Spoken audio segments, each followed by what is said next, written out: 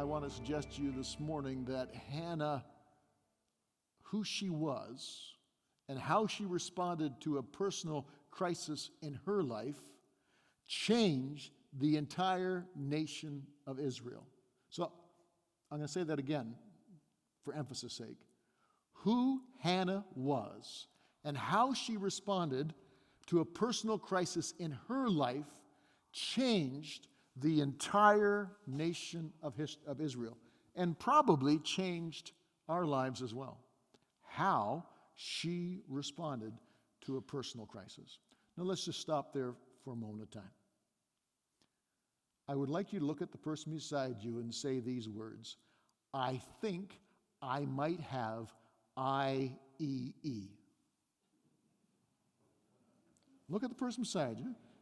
I think I might have IEE.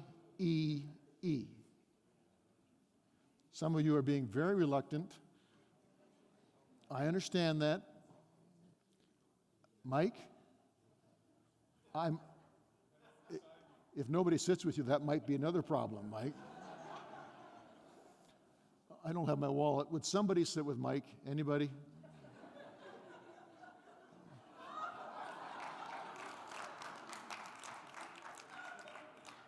Isn't that strange? Nobody was sitting with him. So Ken, would you look at Mike and say, I think you might have IEE? We're going to talk about IEE in a moment of time, and that's my major emphasis of this text. IEE. I'm going to get to some scriptures, and I will tell you what IEE means.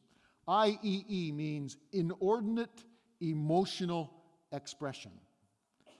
Inordinate emotional expression, which means this: we have the majority of times we suffer from having the wrong emotional response to stimuli.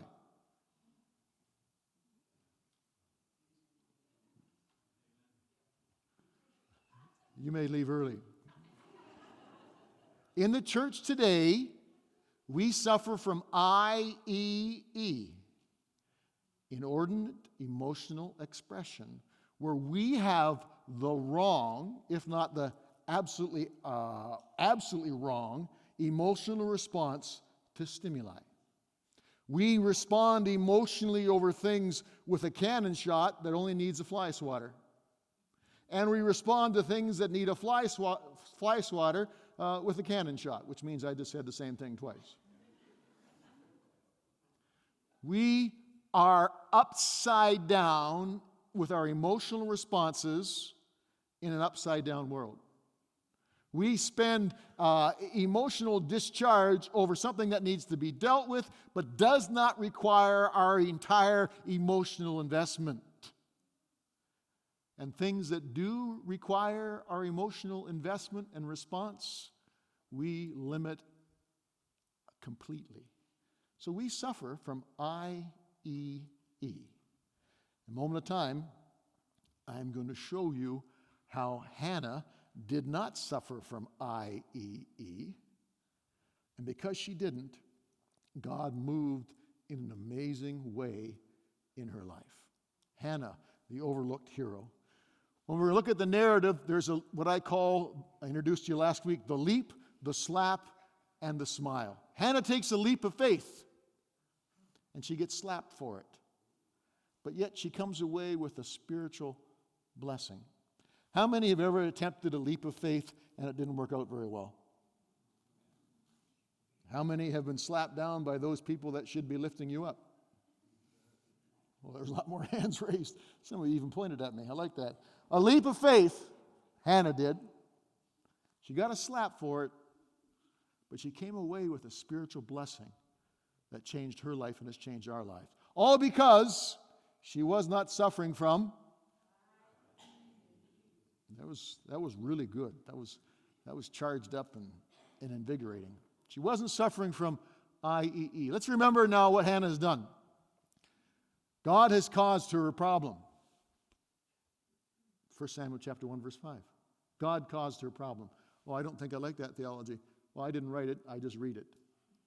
God caused her a problem. She was barren. Couldn't have a child. Many people today suffer from that anguish. Her rival, Peninnah, made fun of her. And many of us know what it is to have someone in our life that goes out of their way to make us feel bad about the bad things in our life. I said that this last week, and I'll say it again. God will judge you if that's your mouth and that's your lips. God will judge you. And I would not want to be you on the day of judgment when you see him face to face and you with the mouth of Christ spoke words that tore somebody down. God will judge you for that. This was Hannah's reality. She was torn by one in her family. And so when she's being torn apart, when her husband tries to comfort her but fails, this is the leap she does. She goes to the tent of meeting. She doesn't go there according to the custom of the day. She doesn't go there according to the tradition of the day. She goes there unescorted and she prays. She doesn't go to the priest. She doesn't bring a sacrifice. She doesn't follow a ritual. She takes a leap and does what no one has done before in the scriptural narrative. She goes to the tent of meeting to pray. And when she's there, she is pouring out her heart to God. She prays from the heart, and her lips move, but the words are silent, but she's pouring out everything she has. She is properly, emotionally invested in the moment. It's not an inordinate emotional expression she's having. She's properly invested in the moment. And she prays at that place. And the scripture calls it Shiloh. Shiloh was a place that once stood for God, and now, or then, was a place of debauchery. It seems indicated in the scripture that the sons of the priest Eli engaged in ritual prostitution at the very doorway of the tent of meeting. The sons of the priest, Phinehas and Hophni, when people brought their sacrifices to the tent of the meeting, they would take the best portion of food by force. And if people said, no, this is reserved for God, they would take it and say, try to take it back. At the coffee bar today,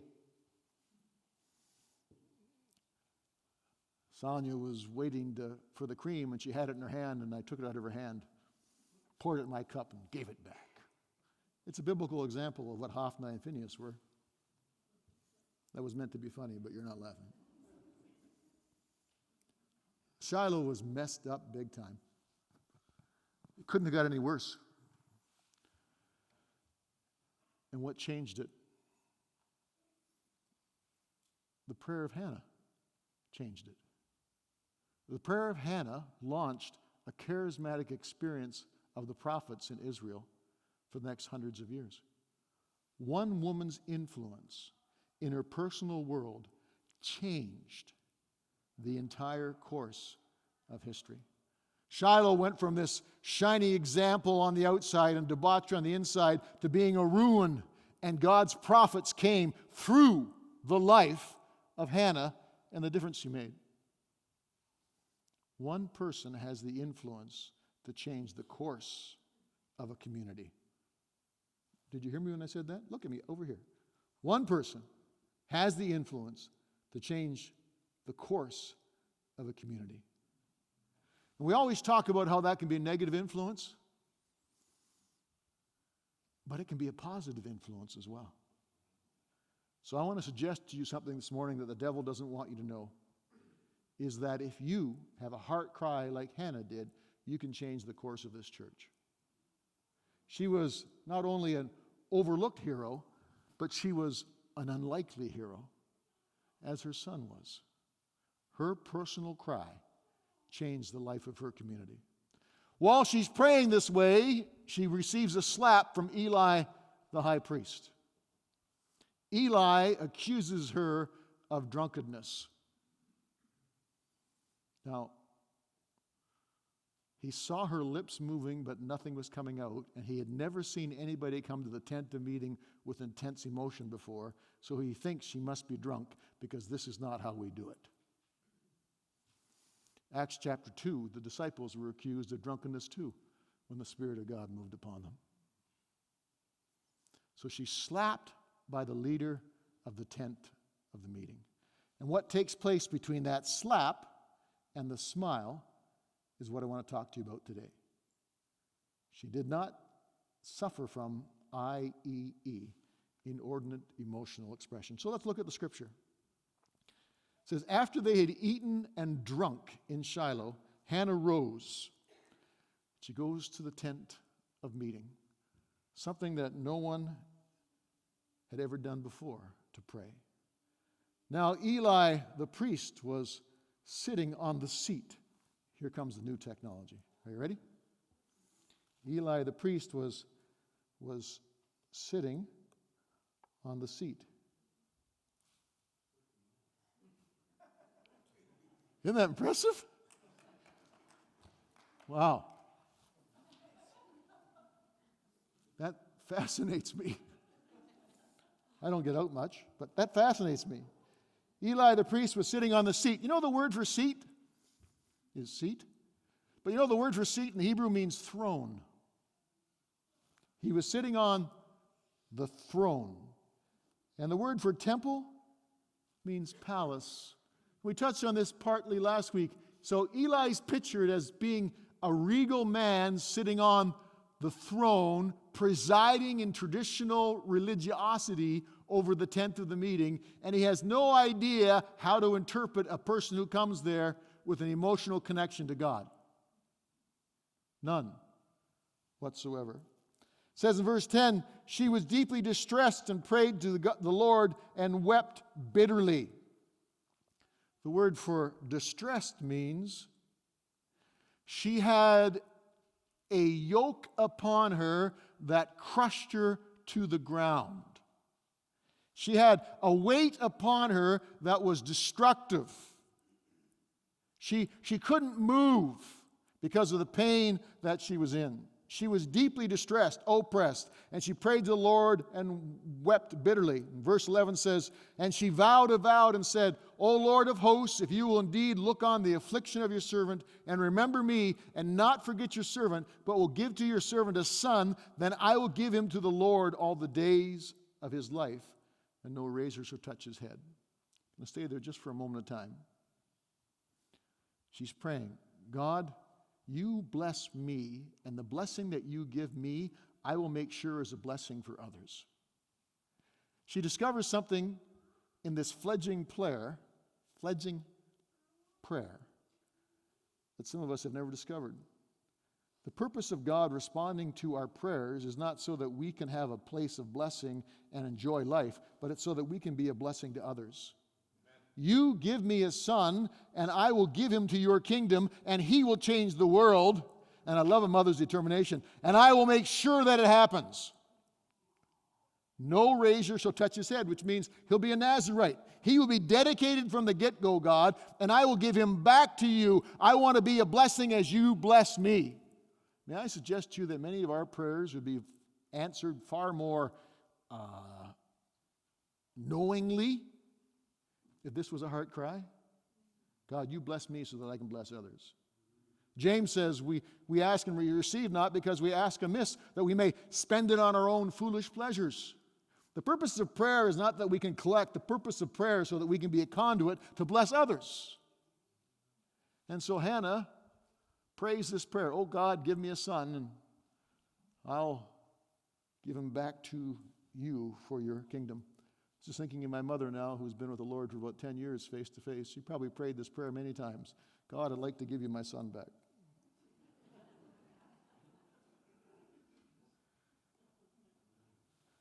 And she continued praying before the Lord. Let me take you back to verse 10. I mentioned this last week.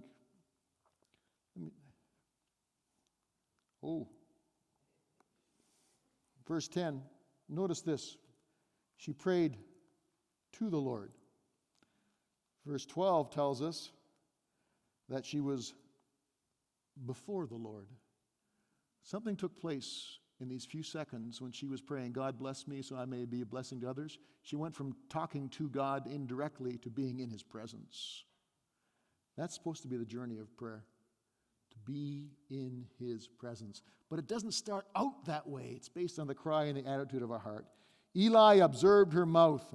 Hannah was speaking in her heart, only her lips moved and her voice was not heard. Therefore Eli took her to be a drunken woman.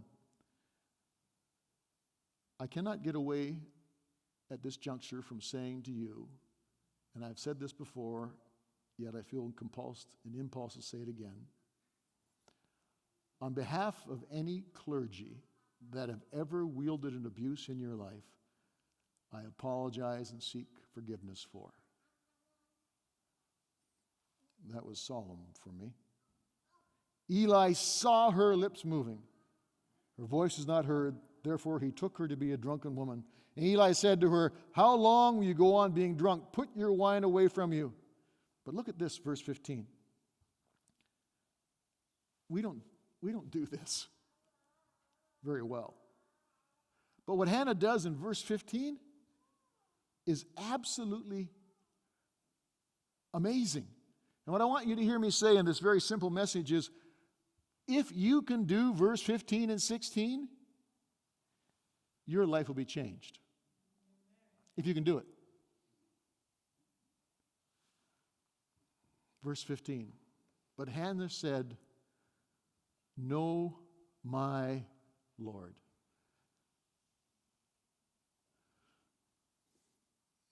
Eli is being abusive in his regal traditional power. Hannah responds to him with a term of respect. She still calls him Lord. She doesn't say, "You idiot, you schmo, you moron, you putz." She does not explode with an inordinate emotional expression. She begins her response to this man that is totally wrong with a respectful, honoring dialogue. Well, that seems simplistic. Oh, really? Do you know how many people of us lose it right here? Do you know how many people of us lose it right here? Look at the person beside you and say, he's talking about you. We lose it right here. All the time. And she responded to him, "No, my Lord, I am a woman troubled in spirit. I've drunk neither wine nor strong drink, but I've been pouring out my soul before God." Verse 16 is a key expression.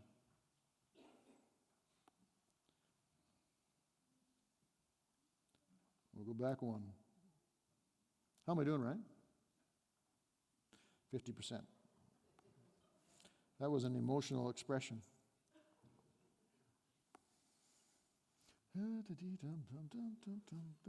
Oh.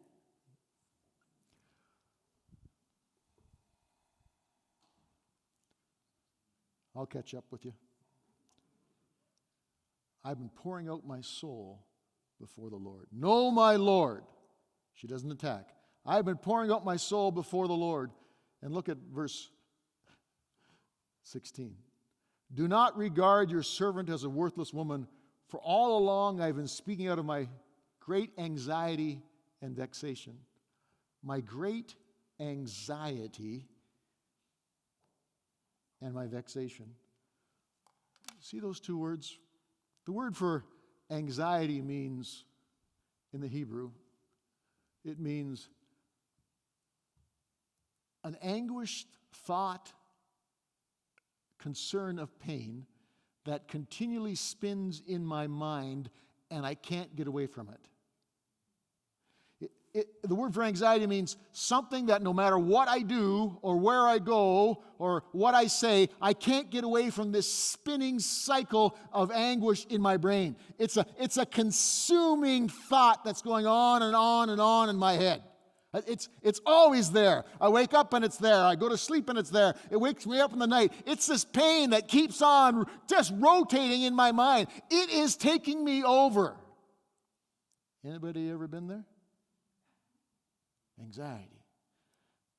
And she says, I've been speaking out of my great anxiety and I've been speaking out of my vexation. Vexation is a good word. What it means in the Hebrew is a white hot anger that's provoked to a place of exploding. A white hot anger that is provoked to the place of exploding. She's at this place with a situation in her life where she's consumed by these dark negative thoughts, and she's ready. She's so angry. She's so mad. She just is ah! She's ready to blow. Have you been there? Some of you there right now? I know you've been there because I've seen you. Small town, you know. Small town. She has this anguish in her heart, and she is loaded for bear. No offense, Steve. And inside she feels like she wants to kill something. But where does she go? She goes to the tent of meeting to pray. She doesn't go someplace to kill. She doesn't go someplace to complain. She goes to the tent of meeting to pray. And when she's in this state of anguish and emotional stress and ready to explode in white hot anger, the priest says to her, "You are wrong. Stop what you're doing, you drunk." But she responds to him with a gentleness and a submissiveness and a correction that does not give voice to her anger. She does not take her anger and her pain that she's giving to God and throw it at man. So, hear me when I say this, and this is profound. If she had, she would not have been blessed. Because she responds with brokenness, contriteness, and honesty, she walks away, though nothing has changed on the outside, with everything that has changed on the inside. If she had exploded in anger, she would not know the blessing of the Lord. I have seen people, and I'm trying to not think of anyone in here, been here for a long time, so it's hard to push you out of my brain with such a small place. I have seen people give more emotional response to a bumper or a broken window or a broken plan, pour out bitterness and bile, more emotional expression to things like that than they ever have to the things of the Lord. And when we're like that, we will be trapped in this cycle. You know, an inordinate emotional expression means saying over-the-top bad things about small bad things. But it also can mean this: not saying over-the-top good things about good things. Bad communication is not just saying bad things. Bad communication is not saying good things about good things. I liken us to somebody that's received a mansion that's totally paid for, cost of utilities covered. It's an amazing mansion. There's a weight room and TV screens, and it's John Wayne movies everywhere. The ultimate dream. Clint Eastwood movies everywhere. Fantastic. Couldn't get better. And you walk into this mansion, and what you say is, "I don't like those curtains." That's who we are. We have inordinate emotional expressions about things. We invest in pouring out the negative bile inside of our hearts, but we're too conservative to engage the proper emotional responses to the things of the Lord. Are you hearing me when I say this? Years ago, I worked for a living. 1980. I worked on the ambulance in Alberta when men were men and I didn't qualify. took an emergency medical technician course and boldly go in an ambulance. And one of our jobs there was we picked up the dead, because you weren't dead till you saw somebody that could tell you that you were dead. We'd pick up the dead and had a number of stories along those lines. But we also had to inform people of tragedies. And I remember a young man, 17 or 18 years of age, and his name fades in my mind, was involved in a train accident. His pickup with a train tried to beat it across, or I'm not exactly sure, but his pickup was in the field here and there and here and there and there, and he was sitting in the field all together, but somewhat disoriented. So we got to him and triaged him and got him on the backboard and got him in the ambulance and got him to the hospital, and it was my job to call his family and say what happened. So it's about 2 or 3 o'clock in the morning. I called his family. Of course, not a lot of people are awake at 2 or 3 o'clock in the morning. Phone rings and rings and rings, and a voice comes on that was not the most pleasant, because it was 2 or 3 o'clock in the morning. And I said, "Sir, I'm with the Rocky Mountain House Ambulance Services, and I have to inform you of an incident with your son." The first words he said to me was, "How is my truck?" How is my truck? I said, "Well, sir, your truck was involved in a train accident, and is the truck destroyed?" The parts that I saw of it, sir, looked pretty good. Now, the headlight was about 40 feet from the other headlight, and the tailgate was in a tree, but they all looked in good shape. "It's destroyed?" "Yes, sir. Your truck is not coming back, but your son is doing good." Oh, man. And to this day, I don't remember if I hung up or he did. Why do I tell you that story? Because we have inordinate emotional expressions about things that just don't matter. But things that we do matter in our life, we are silent. And as long as we are that way, we will not know the fullness of God's pleasure in our lives. You see, this is what I actually believe. We are a good church with good people, and God is on the move.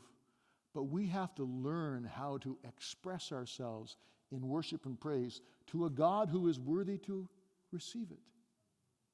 And not just be caught up in things that need to be addressed, but just don't matter in the long run. Let me pull on your emotional strings, perhaps. I was so upset when my daughter's room looked like a bomb had gone off. I expressed it many times. When my son's room was like that, I would actually have Dana tie a rope to me, and I would go in, and he would come home, and "Where's Dad?" He's in your room. Just make sure that he's going to survive." Tried humor. But with my oldest daughter, I just would say to her, "Pick up your clothes. What's wrong with you? Are you brain dead?" And then she ran away from home.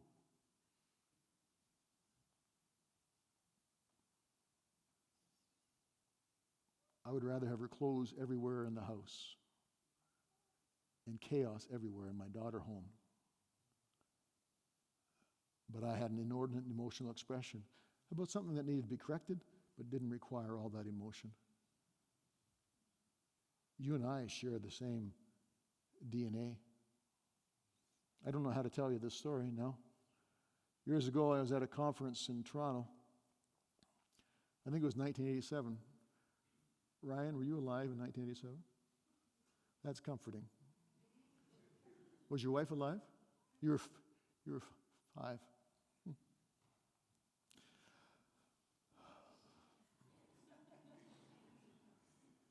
That makes me so angry.